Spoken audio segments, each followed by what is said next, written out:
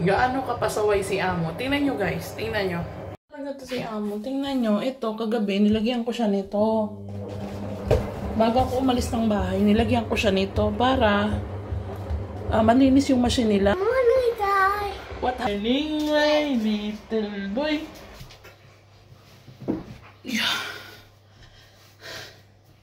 Magandang umaga po sa inyong lahat. Ayan, meron pa yata tayong balita kasi nga bumalik na po yung ating ads. Bumalik na po yung ads.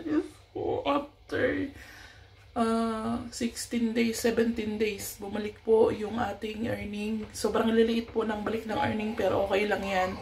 0.1 ganyan, 0.17 okay lang yan. At least bumalik na yung ads. Good morning. Good morning. Good morning guys. Good morning guys. Good morning, guys. What happened to you? You? Oh. Da. Mary. Good morning. Good morning.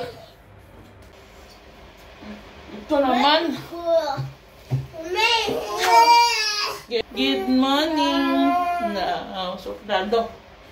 Good morning, my little boy. Good morning, my little boy. Good morning, my little boy.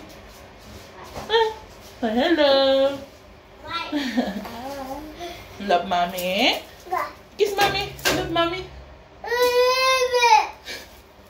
Kiss mommy. Hey, Jacob na. Kiss mommy. Mommy. So, may diary. Ako po ay naglaga ng itlog yan. 4 na piraso yan. Tig-iisa kami. Good morning, May Angels! Pasok na ulit ang inyong May Angel. May Angel. Papasok na ulit ang inyong Missy May Diary. Ganda ng weather. So, today is Friday. Last week ng linggo. At yun, ang trabaho ko ngayon ay, syempre, plancha tayo. And vacuum ng konti. Mahangin siya na mainit. So it's very good sa ating skin. Sana umabot tayo guys. Itong sasakyan na to, hindi na niya nakalkulan na mag-stop na ng green. Sana sa sa Monday guys ay ganito pa rin yung weather natin. Monday sa Sunday. Dahil ako ay magtitinda sa Sunday. Magdi-deliver ako ng mga orders. Orders parang ang dami.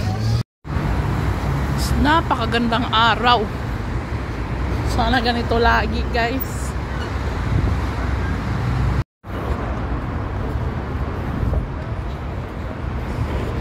Fresh na gulay guys. Oh. Guys, baka napapansin nyo, doble po yung suot ko na t-shirt. Gawa ng, di ba, mamalansya si May Diary.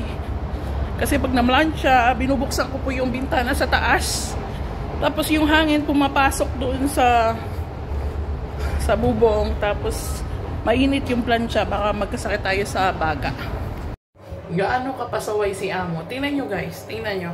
Talaga to si Amo. Tingnan nyo. Ito, kagabi, nilagyan ko siya nito. Bago ako umalis ng bahay, nilagyan ko siya nito para malinis yung machine nila. Para syempre tanggal yung mikrobyo. So ako na nga yung concern. Kagabi pa yan, iniwan niyang babad yung tubig o in-stop niya talaga. Talaga pasaway to si Amo. Masisira ang machine nila. Sabi ko nga sa inyo, yun yung minachine ko kahapon. Diyan pa rin. Hindi man ang tinanggal.